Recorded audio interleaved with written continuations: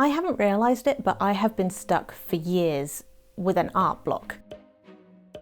And I've not really known how I should fix this, and then serendipitously I follow a channel called Nerdforge, and Hansi from Nerdforge decided he wanted to learn to draw properly. And they decided they were going to start by doing a baseline drawing test. And I thought, oh, well, why don't I do that? I can hopefully find out what it is that I'm actually stuck at. So I did my baseline test. You can see that the line quality is fairly poor.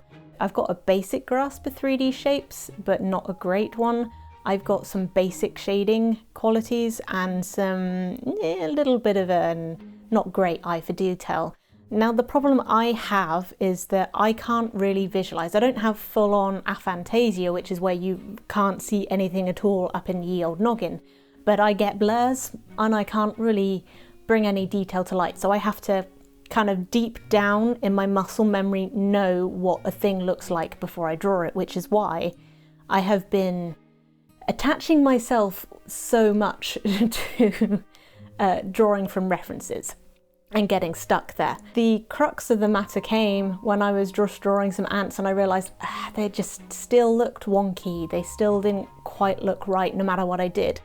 And this fundamental drawing really drilled down into what I was missing, what skills I needed to work on. Now, years ago, my partner sent me a link to this thing called drawrbox.com.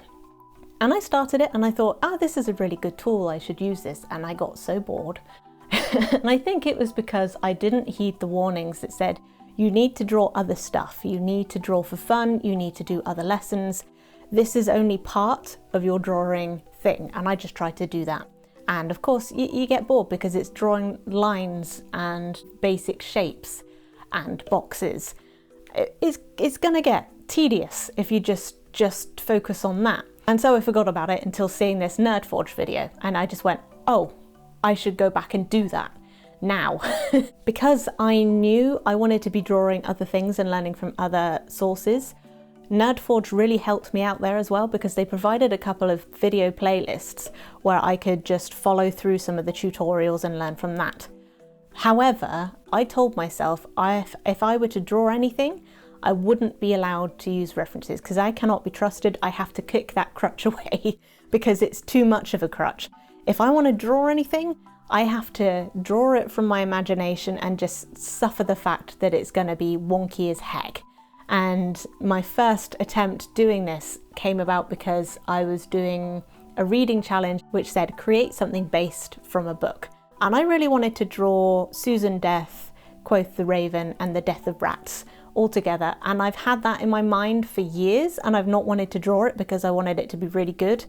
And I just went, I'm going to sacrifice this to the it's going to suck gods, and did not reference it.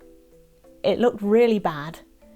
And I'm fine with that because it means that I'm giving myself permission to learn and to grow as an artist.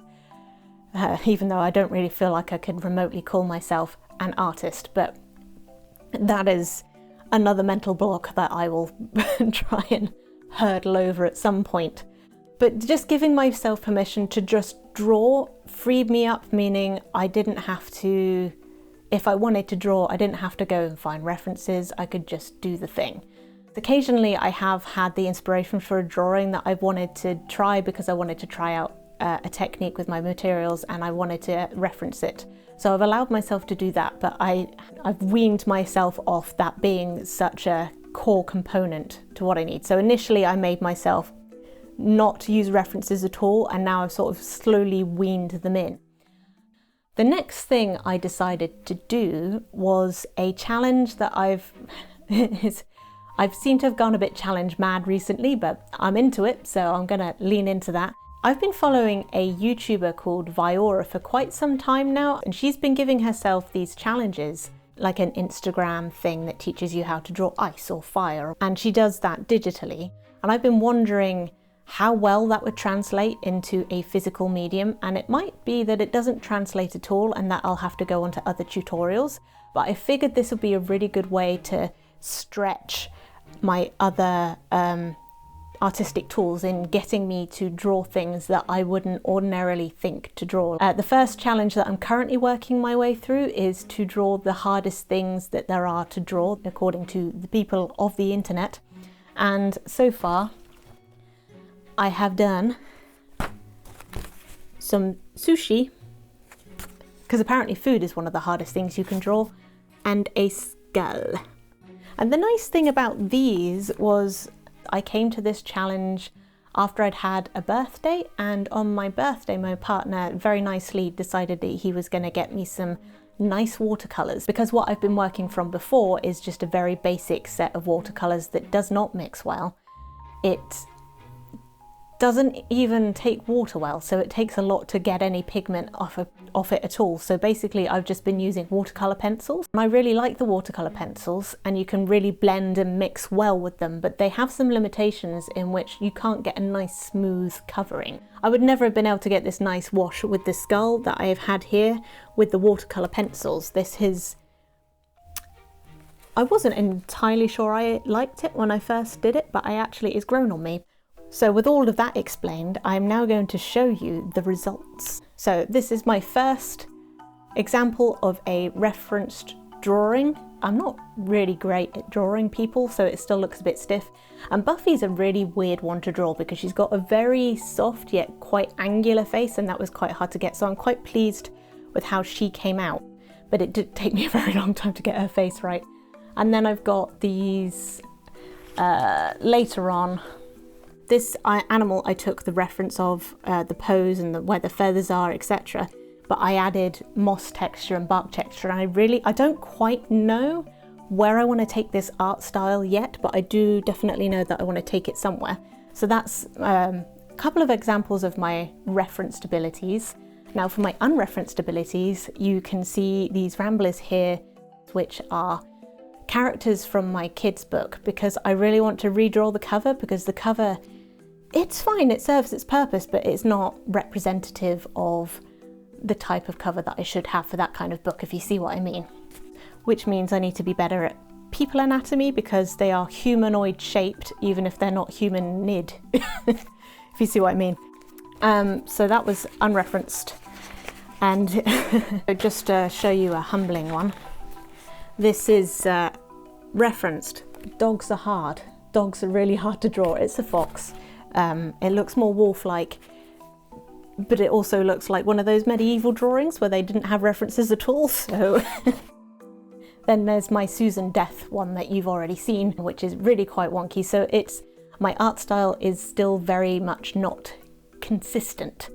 However, if you compare the beginning of my unreferenced to the end of my unreferenced, you can definitely see there are improvements. You can see that I've definitely got a better grasp of 3D shapes, my hands have improved, and my shading I think has improved a bit, but I still need to do quite a bit of work with learning how to use my new medium of watercolour palettes.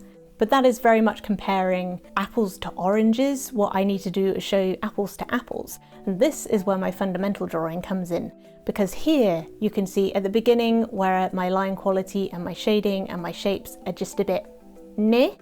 They are still meh, but more meh.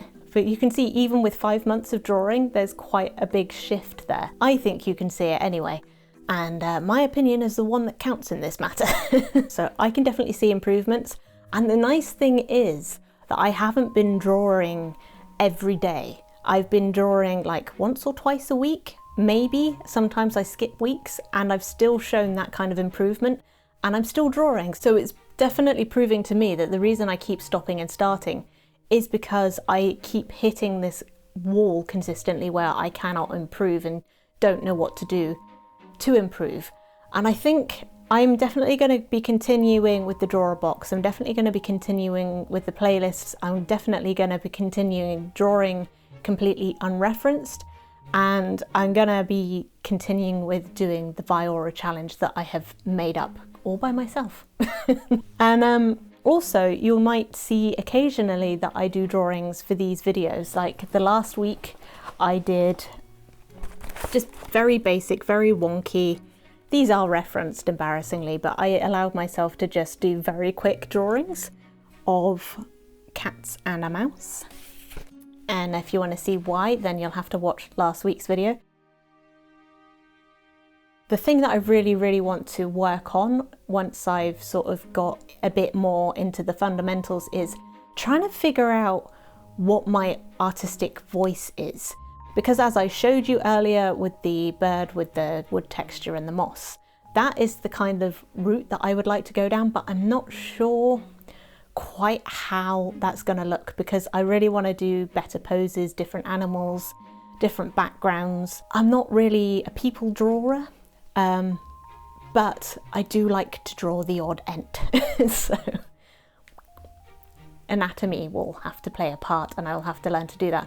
But also, I have got myself a watercolour book to learn how to do nature watercolour drawing, so hopefully that will help me improve. And I think this variety of challenges and tasks is really going to help me to stay interested in drawing. If I want to do a reference drawing or something that challenges me, I have places that I know I can go, and I think it's the knowing where to go to improve and where to go to enjoy myself and how to do that is just freed everything up. And I think I'm quite excited to know what the next 6 months are going to turn out. Actually, I'm not really excited to know what it's going to look like at the end. I'm excited to be on the journey, finally, rather than just kind of going, oh, I'm just drawing my little drawings, copying my little stuff. So I hope this inspires you if you're stuck and you want to improve on whatever it is you're doing. Find those references, but don't just find one thing, find several things so that you can try many different things and see what sticks. Because for me, it's the variety of options that keeps me interested. Doing one thing repeatedly, it just saps my will to do it.